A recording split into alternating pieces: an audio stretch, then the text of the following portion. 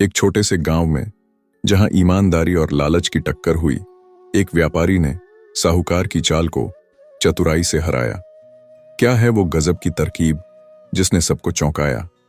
आइए, सवार हो जाइए समय की कश्ती में और हमारे चैनल कथा कहानी के समुंदर में गोते लगाइए।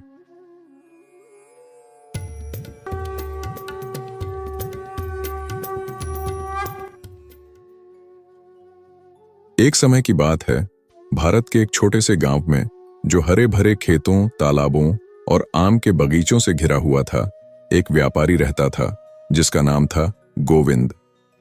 यह गांव इतना सुंदर था कि सुबह की पहली किरण में खेतों की हरियाली और पक्षियों की चहचहाहट मन को मोह लेती थी।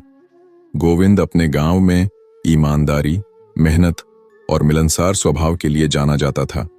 उसकी छोटी सी दुकान गांव के मुख्य चौराहे पर थी, जहां वह मसाले, कपड़े और अनाज बेचता था।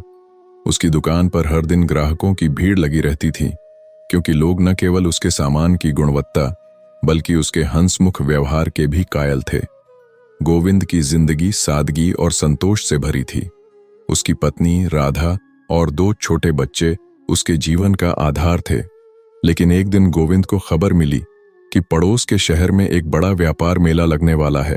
यह मेला हर साल आयोजित होता था और इसमें दूर दूर से व्यापारी अपने सामान बेचने और खरीदने आते थे। गोविंद ने सोचा कि यह उसके व्यापार को बढ़ाने का सुनहरा अवसर है। वह मेले में नए मसाले, रेशम के कपड़े और अनाज खरीदकर अपने गांव में बेच सकता था। लेकिन एक समस्या थी, उसके पास इतने पैसे नहीं थे कि वह इस यात्रा और व्यापार के लिए जरूरी सामान खरीद सके। गांव में एक साहूकार रहता था जिसका नाम था भैरूलाल। भैरूलाल गांव का सबसे धनी व्यक्ति था, लेकिन उसकी धन दौलत के साथ साथ उसकी लालच और चालाकी भी कुख्यात थी। उसकी हवेली गांव के बीचों बीच थी, जिसके आंगन में एक विशाल लकड़ी का तख्त रखा था। भैरूलाल उस तख्त पर बैठकर अपनी बही खाता संभालता और लोगों को ऊंची ब्याज दरों पर पैसे उधार देता था।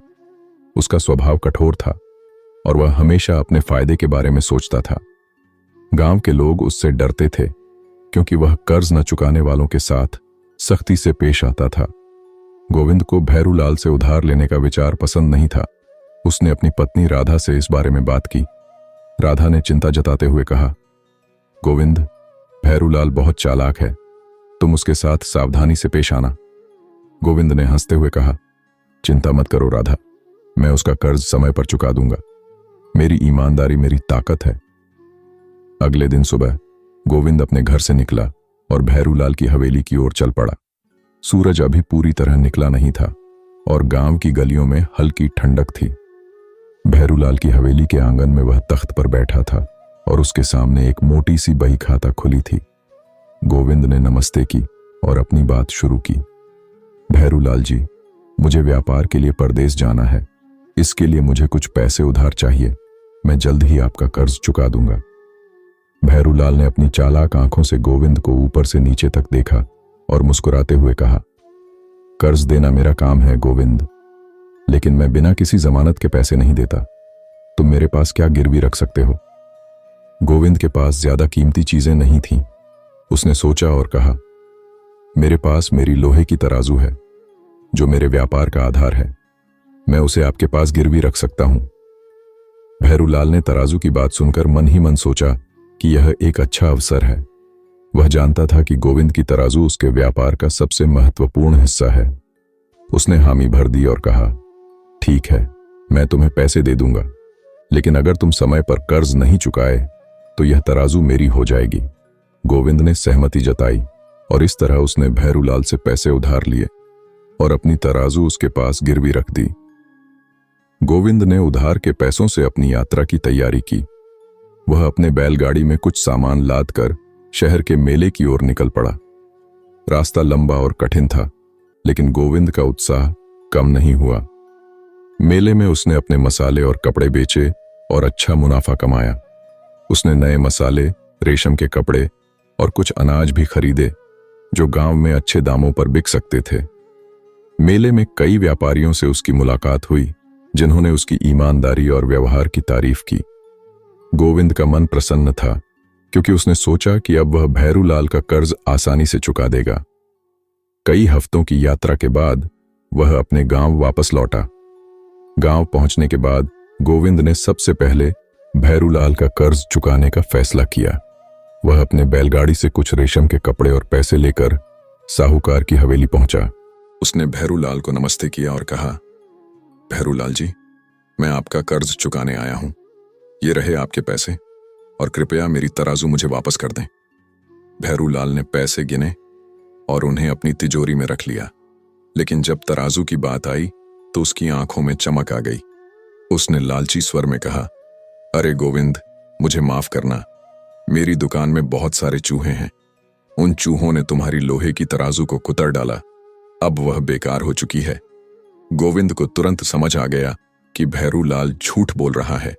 लोहे की तराजू को चूहे कैसे कुतर सकते हैं? यह साहूकार की चाल थी ताकि वह तराजू अपने पास रख सके। गोविंद का मन गुस्से से भर गया, लेकिन वह एक समझदार व्यक्ति था। उसने सोचा कि बहस करने से कोई फायदा नहीं होगा। उसने शांत स्वर में कहा, कोई बात नहीं भैरूलाल जी, गलती हो जाती है। वैसे मैं आपके लिए मेले से कुछ रेशम के कपड़े लाया हूं। क्या आप अपने बेटे को मेरे साथ भेज सकते हैं? वह कपड़ों के थान ले आएगा। भैरूलाल का लालच फिर से जाग उठा। रेशम के कपड़े सुनकर उसकी आंखें चमक उठीं। उसने सोचा कि यह एक अच्छा सौदा है। उसने अपने बेटे मोहन को बुलाया और कहा, मोहन, गोविंद के साथ जाओ और रेशम के कपड़े ले आओ।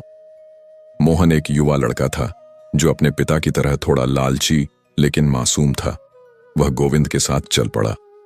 गोविंद उसे गांव के बाहर एक जंगल की ओर ले गया, जहां एक पुरानी गुफा थी। गुफा का मुंह बड़ा था और अंदर अंधेरा छाया हुआ था। गोविंद ने मोहन से कहा, मोहन, मैंने अपना सामान इस गुफा में रखा है। तुम अंदर जाकर 2 थान रेशम के कपड़े निकाल लो। मोहन बिना कुछ सोचे गुफा के अंदर चला गया। जैसे ही वह अंदर पहुंचा, गोविंद ने तेजी से गुफा का बड़ा सा पत्थर सरका दिया और दरवाजा बंद कर दिया। मोहन अंदर फंस गया। गोविंद ने गुफा के बाहर से कहा, मोहन, तुम चिंता मत करो, मैं जल्द ही वापस आऊंगा। गोविंद अकेले भैरूलाल की हवेली लौटा। भैरूलाल ने उसे देखते ही पूछा, मेरा बेटा मोहन कहाँ है और रेशम के कपड़े कहाँ हैं? गोविंद ने बड़े ही शांत और गंभीर स्वर में कहा, भैरूलाल जी, मुझे बहुत अफसोस है। जब हम जंगल से गुजर रहे थे, एक बड़ी सी चील आई और उसने अपने पंजों में मोहन को दबाकर उड़ा ले गई। मैं कुछ नहीं कर सका। भैरूलाल का चेहरा गुस्से से लाल हो गया। वह चिल्लाया, यह क्या बकवास है? एक चील मेरे बेटे को कैसे उड़ा सकती है? मैं तुम्हारी शिकायत गांव की पंचायत में करूंगा।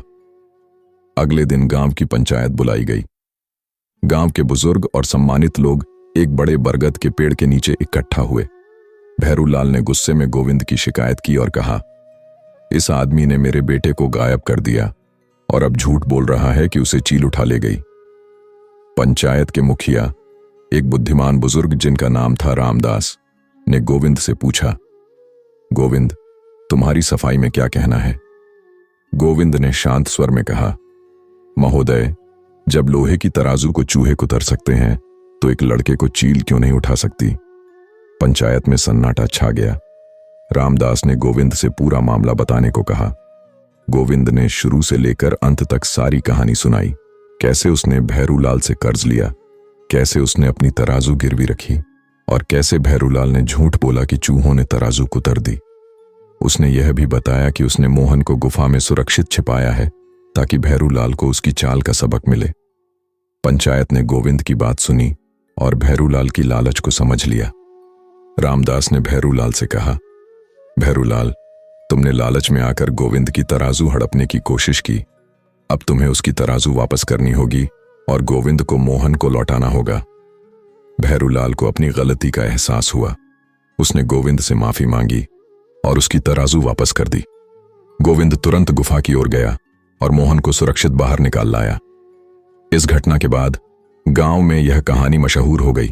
लोग समझ गए कि लालच और धोखा कभी फलता नहीं है। जैसा बीज बोओगे वैसी फसल काटोगे। गोविंद की समझदारी और भैरूलाल की लालच की कहानी ने गांव वालों को यह सिखाया कि ईमानदारी और धैर्य हमेशा जीतता है। कथा कहानी चैनल पर यह थी एक ऐसी कहानी जो हमें सिखाती है कि लालच का रास्ता कभी सुखद नहीं होता और ईमानदारी हमेशा विजयी होती है। हमें उम्मीद है कि आपको यह कहानी पसंद आई होगी। अगर आप ऐसी ही प्रेरणादायक और मनोरंजक कहानियां सुनना चाहते हैं तो हमारे चैनल को सब्सक्राइब करना न भूलें। अपनी राय और सुझाव हमें कमेंट में जरूर बताएं। कथा कहानी चैनल के साथ बने रहें और जीवन के अनमोल सबक सीखते रहें। नमस्कार।